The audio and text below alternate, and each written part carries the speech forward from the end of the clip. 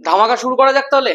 Hello and welcome সবাইকে আমার YouTube channel adventure একাডেমির আরো একটা নতুন ভিডিওতে। আমি তোমাদের মেন্টর সৈকত দাস, আর আজকে ক্লাস 10 এর জন্য সম্পূর্ণ নতুন ভাবে নতুন একটা সেগমেন্ট নিয়ে, যেটা এর আগে ইউটিউবে কোনোদিন আসেনি। তোরা প্রত্যেকেই আমাকে বলেছিস, দাদা আমরা সামনে সামনে পড়ছি, পেছনে পেছনে ভুলে যাচ্ছি। সেইটারই সমাধান নিয়ে আমি চলে এসেছি। 15 মিনিটের একটা ধামাকা রিভিশন। 15 মিনিট খাওয়ার আগে, খাওয়ার পরে, ঘুম থেকে উঠে, ঘুমাতে যাওয়ার সময়, স্কুল থেকে এসে, পড়তে যাওয়ার আগে একবার দেখে নিবি তোরা যা যা পড়েছিস এতদিন, যা যা এরপরে পড়বি, সেই সমস্ত কিছুকে একবার একবার করে রিভিশন করিয়ে দেওয়ার দায়িত্ব আমার। শুধু মনে রাখবি একটা কথা, 15 মিনিটে তোকে যা শেখাবো, হয়তো কখনো কখনো তুই 1 ঘন্টায় বাড়ি বসে নিজে পড়তে পারবি না। সেটা জাস্ট এইটুকু চ্যালেঞ্জ দিয়ে রাখলাম। আর তোরা অলরেডি জানিস কয়েকটা চ্যাপ্টারের ধামাকা ওয়ান শট রিভিশন অলরেডি আমি করে দিয়েছি। সেকেন্ড সেমিস্টারের আগে ধামাকা মক টেস্ট নিয়ে চলে আসবো। তার মানে আর দেরি কিসে? চ্যানেলটা সাবস্ক্রাইব করে দে, ভিডিওটা লাইক করে দে, দেখতে থাক ভিডিওটা কি ধরনের হয়। আজকের টপিক হচ্ছে অজৈব রসায়নের সমস্ত প্রস্তুতি। আমি চেষ্টা করব অ্যামোনিয়া, হাইড্রোজেন সালফাইড এবং নাইট্রোজেন সবকটাকে এখানে কভার করে দেওয়ার উইদিন 15 মিনিটস। আজকে হচ্ছে এপিসোড 1, রেগুলারলি আসতে থাকবে যদি তোরা চাস। তাহলে চল একটুখানি দেখা যাক প্রথমটা কি আছে, অ্যামোনিয়ার পরীক্ষাগার প্রস্তুতি। তোরা প্রত্যেকে জানিস যে দাদা অ্যামোনিয়াকে পরীক্ষাগারে প্রস্তুত করতে গেলে একটা পদার্থ লাগে যার নাম অ্যামোনিয়াম ক্লোরাইড। দাদা এটাকে অ্যামোনিয়াম ক্লোরাইড কেন বলা হয়? মন দিয়ে একটুখানি শোন। এই পদার্থটাকে যদি আমি একটুখানি বিয়োজিত করি, আমি দেখতে পাবো এখান থেকে পাওয়া যায় NH4+ আর Cl-। তুই যদি একটুখানি দেখিস এই NH4+ এর নাম কি? এর নাম হচ্ছে অ্যামোনিয়াম মূলক। এবার দাদা যে কোনো কিছুর উপরে যখনই নেগেটিভ চার্জ চলে আসে তখন একটা আইড কথা যুক্ত হয়। ক্লোরিনের উপরে নেগেটিভ চার্জ ক্লোরাইড, ফ্লুরিনের উপরে নেগেটিভ চার্জ ফ্লুরাইড, অক্সিজেনের উপরে নেগেটিভ চার্জ অক্সাইড। ওই জন্য অ্যামোনিয়াম আর ক্লোরাইড দুটো মিলিয়ে নাম হচ্ছে অ্যামোনিয়াম ক্লোরাইড। এই হচ্ছে গল্প। এর সাথে আর কি লাগে? হয় পোড়া চুন ইউজ করতে হয়, না হলে দাদা কলি চুন ইউজ করতে হয়। আচ্ছা বলতো এইটাকে পোড়া চুন আর এটাকে কলি চুন কেন বলে? কমেন্টে অবশ্যই জানাস। দেখ একটা কথা তোকে বলে দিই, এই যে পোড়া চুন আছে, পোড়া চুনের সাথে জল মিশিয়ে কলি চুন তৈরি করা হয়। দাদা কিভাবে তৈরি করা হয়? আমি বললাম দেখ এদিকে মন দিয়ে, একটা ক্যালসিয়াম বসিয়ে দিলাম। দেখ দুটো অক্সিজেন দুটো হাইড্রোজেন, ওই জন্যই তো লিখে দিলাম OH এর হোল টোয়াইস। আশা করতে পারি বিষয়টা পরিষ্কার আছে। এইবার একটুখানি মন দিয়ে শোন প্রত্যেকে। এই পুরো রিয়াকশনটা যখন হবে দাদা, তখন কিভাবে অ্যাপ্রোচ করতে হবে বললাম দেখ ভালো করে। অ্যামোনিয়াম ক্লোরাইডের সঙ্গে, যেটা একটা সলিড পদার্থ, ধর তুই পোড়া চুন মেশাচ্ছিস, মনে রাখবি এই বিক্রিয়াটা করতে হয় 1:3 ওজন অনুপাতে। হয়েছে দাদা কিভাবে রিয়াকশনটা হবে? সিম্পল ফান্ডা ভাই। ক্যালসিয়াম যখনই থাকবে সে ক্লোরিনকে দেখলে আর লোভ সামলাতে পারবে না। ক্যালসিয়াম আর ক্লোরিন একে অপরের সঙ্গে যুক্ত হয় ভাই, সেটা একদম চিরাচরিত কথা, সত্য কথা। ক্যালসিয়ামের যোজ্যতা হচ্ছে 2, ক্লোরিনের যোজ্যতা হচ্ছে 1। সেই জন্য যখন এরা যুক্ত হয় এইভাবে ক্রস হয়ে CaCl2 যৌগটা তৈরি হয়। আর কি উৎপন্ন হবে দাদা? আমি বলছি দেখ ভাই, এই যে NH4টা আছে এটা বিয়োজিত হবে। বিয়োজিত হয়ে কি কি তৈরি করে? NH3 তৈরি করে আর হাইড্রোজেন তৈরি করে। তার মানে দাদা অ্যামোনিয়া তো উৎপন্ন হয়েই গেল। আমি বললাম একদম। আর তার সাথে কি উৎপন্ন হবে? দাদা হাইড্রোজেন আর অক্সিজেন মিলে তৈরি করবে জল। আমি বললাম একদম ভাই। এই যে পুরো সেগমেন্টটা তুই দেখতে পেলি, লেখাটা কঠিন লাগলো? কিচ্ছু কঠিন নয়, জাস্ট অ্যাপ্রোচ শিখতে হয়। এটাকে ক্যালসিয়াম ক্লোরাইড বলা হয়, এখন নিশ্চয়ই বুঝতে পারছিস। আর তোর যেটা দরকার সেটা হচ্ছে এইটা। এবার এটাকে কি করে শুষ্ক করতে হয় তুই যদি এখনো না জেনে থাকিস, পিন কমেন্টে আমি অ্যামোনিয়ার ওয়ান শট রিভিশন দিয়ে দেবো, একবার দেখে নে, পুরো অ্যামোনিয়া ক্লিয়ার হয়ে যাবে। ঠিক আছে চলো। এইবার যেটা লাগবে সেটা হচ্ছে অ্যামোনিয়া শিল্প প্রস্তুতি। তোরা প্রত্যেকেই জানিস যে অ্যামোনিয়া শিল্প প্রস্তুতিটার নাম হচ্ছে হেবার পদ্ধতি। এই অ্যামোনিয়া শিল্প প্রস্তুতি আর ইউরিয়া শিল্প প্রস্তুতি অল্টারনেট ভাবে পরীক্ষাতে দিতে থাকে, প্রত্যেক বছরই প্রায় দিয়েছে। চল একটুখানি দেখে নে এই হেবার পদ্ধতির জন্য কি কি লাগে। জাস্ট মনে রাখ কয়েকটা কথা। হেবার পদ্ধতির যে বিক্রিয়াটা হয় সেই বিক্রিয়াটা উভমুখী বিক্রিয়া হয়। হেবার পদ্ধতিতে 550 ডিগ্রি সেন্টিগ্রেড তাপমাত্রা লাগে আর 200 ATM প্রেসার লাগে। মনে রাখবে হেবার পদ্ধতিতে K2O ও অ্যালুমিনা মিশ্রিত, অ্যালুমিনা মানে Al2O3 মিশ্রিত সূক্ষ্ম আয়রন চূর্ণ অনুঘটক কাজে লাগে। আরেকটা জিনিস মনে রাখবি, শুধু অনুঘটক নয়, এখানে মলিবডেনামকে উদ্দীপক রূপে ইউজ করা হয়, অনেকে বলে প্রভাবক রূপে ইউজ করা হয়। জাস্ট খেয়াল রাখিস একটা কথা, এই বিক্রিয়াটা যে উভমুখী না, এই উভমুখী মানেটা কি? মানে হচ্ছে ধর এ থেকে বি তৈরি হচ্ছে, আবার বি কিছুটা ভেঙে এতে কনভার্ট হচ্ছে, এটা হচ্ছে উভমুখীর মানে। তাহলে চল একটুখানি বিক্রিয়াটাকে প্রথমে শিখিয়ে দেওয়া যাক। দাদা কার কার মধ্যে হবে বিক্রিয়াটা? আমি বলছি কি উৎপন্ন হচ্ছে ভাই? অ্যামোনিয়া উৎপন্ন হচ্ছে। দাদা অ্যামোনিয়া কি কি দিয়ে উৎপন্ন হয়? নাইট্রোজেন আর হাইড্রোজেন দিয়ে উৎপন্ন হয়। তো এই দুটোর মধ্যেই বিক্রিয়া হবে ভাই। তাহলে চল দেখা যাক। নাইট্রোজেন গ্যাস, হাইড্রোজেন গ্যাস, উভমুখী বিক্রিয়া, এবং সেই বিক্রিয়ার ফলে উৎপন্ন হচ্ছে অ্যামোনিয়া। মনে রাখবে একটা কথা, এই যে পুরো বিক্রিয়াটা আছে এটা একটা তাপ উৎপাদী বিক্রিয়া হয়।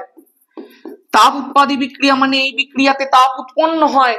জাস্ট একটা কথা খেয়াল রাখিস, এখানে উৎপন্ন তাপের পরিমাণটাকে মনে রাখতে হয়, না হলে পরীক্ষাতে হাফ নাম্বার কাটে।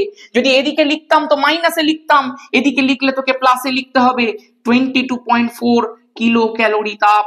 ওকে, এইবার একটুখানি দেখো, এটাও গ্যাস।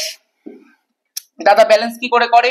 আমি বললাম দেখ ভাই, এখানটায় 2 আছে তো সামনে একটা 2 বসিয়ে দে, 3 2 6 হয়ে গেল, তো এখানে একটা 3 বসিয়ে দে। মনে রাখবি কথাটা, নাইট্রোজেন আর হাইড্রোজেনের আয়তনের অনুপাত 1:3 হয়। প্রত্যেকটা জিনিস তোকে বলে দিলাম। এখানটায় লিখে দে K2O ও অ্যালুমিনা মিশ্রিত আয়রন চূর্ণ অনুঘটক, মলিবডেনাম উদ্দীপক বা প্রভাবক, এবং তার সাথে লিখে দে 550 ডিগ্রি সেন্টিগ্রেড তাপমাত্রা আর 200 ATM প্রেসার। হয়ে গেল পুরোটা। খেয়াল রাখিস এর যে সম্মুখ দিকের বিক্রিয়া আছে, মানে দুটো দিক আছে তো, সম্মুখ দিক আর বিপরীত দিক। সম্মুখ দিকে যখন তুই যাবি আয়তন কমে যাবে। ঠিক আছে, চলো মোটামুটি সব কটাই বলে দিলাম। এইবারে যেটা আছে সেটা হচ্ছে ইউরিয়া শিল্প উৎপাদন পদ্ধতি। মনে রাখ কথাটা, পরীক্ষাগার পদ্ধতি আর শিল্প উৎপাদন পদ্ধতির মধ্যে তফাৎ আছে। পরীক্ষাগার পদ্ধতি মানে হচ্ছে তুমি ল্যাবের মধ্যে যেটা করছো, তোরা নিজেরাও করতে পারিস, অল্প পরিমাণে উৎপাদিত হয়। পরীক্ষাগার পদ্ধতি মানে কি? সেই পরীক্ষাগার পদ্ধতি মানে ল্যাবের মধ্যে প্রস্তুত করা। সেম তোরা যখন করবি সেটা বুঝতেই পারবি। কিন্তু দাদা ইন্ডাস্ট্রিয়াল প্রিপারেশন মানে কি? শিল্প প্রস্তুতি মানে কি? বাজারে বিক্রি করার জন্য যেটা প্রস্তুত করতে হয়, প্রচুর পরিমাণে যেখানে উৎপন্ন করতে হয়, কারখানার মধ্যে যেটা তৈরি করা হয়। এবারে মন দিয়ে শোনো, ইউরিয়াকে কি করে শিল্প প্রস্তুতি করতে হয়। মনে রাখ, ইউরিয়ার সংকেত হচ্ছে NH2 CONH2। দাদা এই ইউরিয়াকে প্রস্তুত করতে লাগে কি কি? আমি বললাম লাগে হচ্ছে অ্যামোনিয়া, আর একটা জিনিস দেখতেই পাচ্ছিস মধ্যখানে আছে কার্বন ডাই অক্সাইড। একটা অক্সিজেন ভ্যানিশ কি করে হয়ে যায় শেখাবো। মনে রাখবি এই পুরো পদ্ধতিটা দুটো স্টেপের মধ্যে হয়। প্রথম স্টেপের মধ্যে অ্যামোনিয়াম কার্বামেট উৎপন্ন হয়, দ্বিতীয় স্টেপে সেটা ভেঙে যায়। মনে রাখ ব্যাপারটা, এই পুরো পদ্ধতিটার মধ্যে 150 বায়ুমণ্ডলীয় চাপ লাগে আর 200 ডিগ্রি সেলসিয়াস লাগে। এই পুরো জিনিসটা অনেক বইয়ের মধ্যে লেখা থাকে 200 থেকে 210 ডিগ্রি সেলসিয়াস তাপমাত্রা। এই টেম্পারেচার রেঞ্জটা জাস্ট তোকে মনে রাখতে হবে। এই পুরো প্রসেসটা কিভাবে লিখতে হয় দেখ ভালো করে। প্রথম ধাপের মধ্যে দাদা কি হয় না, অ্যামোনিয়ার সাথে কার্বন ডাই অক্সাইড যুক্ত হয়। প্রথম ধাপটা একটা উভমুখী ধাপ হয়, এবং এই ধাপটাকে কি করে লিখতে হয় দেখে নে। মনে রাখবি 2 আয়তন অ্যামোনিয়ার সঙ্গে 1 আয়তন কার্বন ডাই অক্সাইড যুক্ত হয়। দাদা দুখানা অ্যামোনিয়া এরকম ভাবে লিখি। আমি বললাম লেখো, প্রসেসটা শেখো। প্রথম অ্যামোনিয়াটা থেকে একটা হাইড্রোজেন কমা, কি পাবি? NH2। তো লেখ এখানটায় প্রথমে NH2। এবারে কি লিখবো দাদা? এই যে পুরো C যেটা আছে ওইটাকে লিখে দে। এবারে কি লিখবো? এই যে একটা হাইড্রোজেন তুই কমিয়েছিলি সেটাকে গিয়ে এর মধ্যে জয়েন কর, তাহলে কি হয়ে যাবে? এখান থেকে NH4 পেয়ে যাবি। তারপরে দাদা এখানে লিখবো NH4। আমি বললাম একদম। এই যে পদার্থটা তুই পেলি এর নাম হচ্ছে অ্যামোনিয়াম কার্বামেট। আর এই অ্যামোনিয়াম কার্বামেট যেটাকে তুই পেয়েছিস এখানটায়, সেটাই পরবর্তী ধাপে বিয়োজিত হয়ে ইউরিয়া দিয়ে দেবে। কিভাবে দেবে দেখে নে ভালো করে। এই প্রথম ধাপটার মধ্যেই 150 বায়ুমণ্ডলীয় চাপ আর 200 থেকে 210 ডিগ্রি সেন্টিগ্রেড তাপমাত্রা লিখে দিতে হবে তোকে। ঠিক আছে, নেক্সট স্টেপ।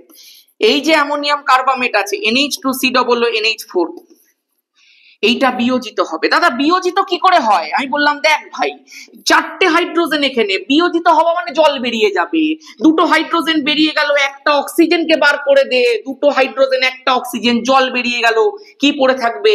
NH2CONH2 লিখে দে, NH2CONH2। NH2, এর সাথে কি উৎপাদিত হয়েছে দাদা? জল উৎপাদিত হয়েছে। গল্প শেষ। এই যে জিনিসটা দেখছিস এটাই তো ইউরিয়া রে ভাই। প্রসেস শিখলি? ওই গাছের পাতা সবুজ করে মুখস্থ করলে অমনি হয়? প্রসেস শিখবি, ইজিলি পেরে যাবি। লোকে বলে অ্যামোনিয়াম কার্বমেট লিখতেই পারি না, প্রসেস জানিস না তাই জন্য লিখতে পারিস না। ইউরিয়া উৎপাদন কত সোজা। যদি ভিডিওটা এখনো পর্যন্ত ভালো লাগে একটা লাইক কর, বন্ধুদের মধ্যে শেয়ার কর, কমেন্ট করে জানা এরপরে তোরা কোনটা চাইছিস। চল এবার একটুখানি মন দিয়ে দেখে নে। আচ্ছা, অনেকে স্ক্রিনশটের কথা একটুখানি বলছিলি, আমি একটুখানি সরে যাচ্ছি, 1 মিনিটও লাগবে না, স্ক্রিনশটটা নিয়ে নে, তাহলে আর পিডিএফটা দিতে হবে না। হয়ে গেছে, নিয়ে নিয়েছি স্ক্রিনশট। চল এবার একটুখানি দেখ নেক্সট কি বলে দিয়েছে। হাইড্রোজেন সালফাইডের পরীক্ষাগার প্রস্তুতি, ভালো করে মন দিয়ে দেখবে। এই যে হাইড্রোজেন সালফাইড আছে, সেটা হচ্ছে পচা ডিমের মতো গন্ধযুক্ত একটা গ্যাস, অত্যন্ত বাজে গন্ধ, অ্যামোনিয়ার ঝাঁঝালো গন্ধ হয়। এটা তো পচা ডিমের মতো গন্ধ। কার কার ভালো লাগে গন্ধটা নিচে লেখ। এইবার দেখো, এই যে পুরো পরীক্ষাগার প্রস্তুতির মধ্যে ইউজ করা হয় এরকম একটা বোতল। এই বোতলটার দেখো দুটো মুখ আছে, এটাকে উল্ফ বোতল বলা হয়ে থাকে।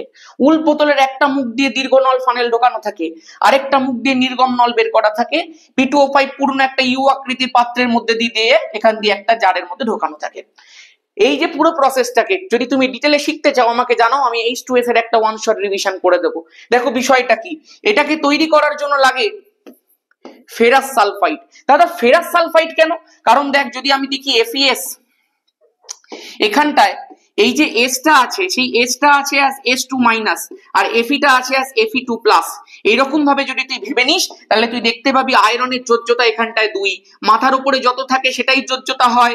মাথায় রাখবি আয়রনের যোজ্যতা যদি 2 হয় সেটাকে ফেরাস বলে, যদি 3 হয় সেটাকে ফেরিক বলে, আর এস এর মাথার উপরে যদি চার্জ থাকে মাইনাস তাহলে সেটাকে সালফার বলে না সালফাইড বলে।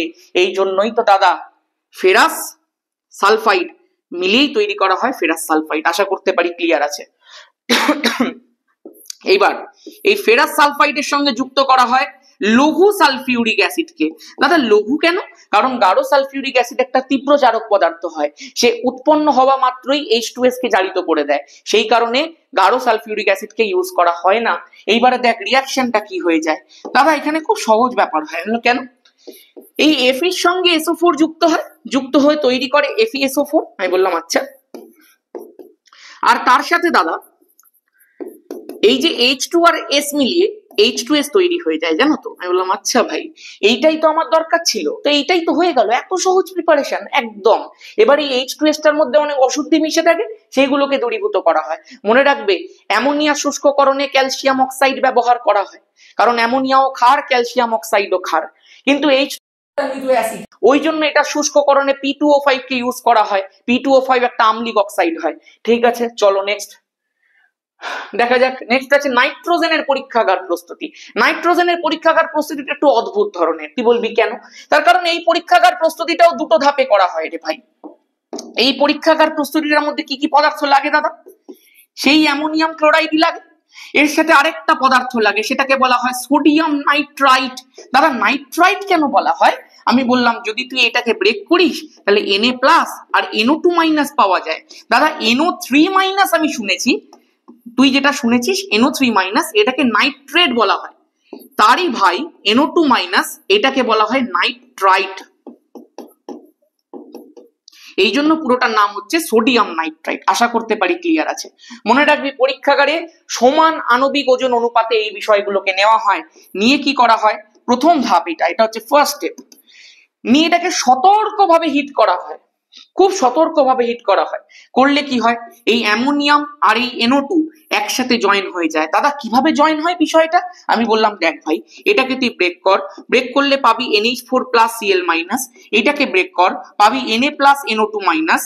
এই NH4+ আর NO2- একসাথে জয়েন হয়ে তৈরি করে NH4NO2, এবং এই যে Na+ আর Cl- একসাথে জয়েন হয়ে তৈরি করে NaCl। দাদা এটার নাম কি ভাই? এটা অ্যামোনিয়াম, এটা নাইট্রাইট, তাহলে হয়ে গেল অ্যামোনিয়াম নাইট্রাইট। খুব সহজ ব্যাপার। এই যে দাদা অ্যামোনিয়াম নাইট্রাইটটা উৎপন্ন হলো, এবার সেকেন্ড স্টেপের মধ্যে এইটাকে নিয়েই কাজ হয়। আমি বললাম আচ্ছা কি হয়? না দাদা এই যে অ্যামোনিয়াম নাইট্রাইট আছে, এটা খুব সহজে যে হিটটা মিডিয়ামের মধ্যে অলরেডি প্রেজেন্ট আছে সেই হিটেই বিয়োজিত হয়, বিয়োজিত হয়ে তৈরি করে নাইট্রোজেন আর জল। দাদা কিভাবে? এইটা ভেতরেই আছে বিষয়টা। এন আর এন মিলিয়ে নাইট্রোজেন তৈরি হয়, 4টে হাইড্রোজেন 2টো অক্সিজেন, কি হবে রে ভাই? 2 অণু জল, গল্প শেষ। দাদা এইটাকে কি বাজারে কিনতে পাওয়া যায়? পাওয়া যায়। তাহলে ওপরের প্রসেসটা করার দরকার কি?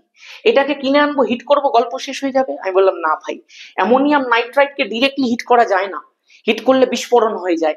এই কারণেই অ্যামোনিয়াম নাইট্রাইটকে উৎপাদন করা হয় ইন্টারমিডিয়েট স্টেপে, তারপর মিডিয়ামের মধ্যে প্রেজেন্ট হিটেই সেটা বিয়োজিত হয় নাইট্রোজেন উৎপন্ন করে।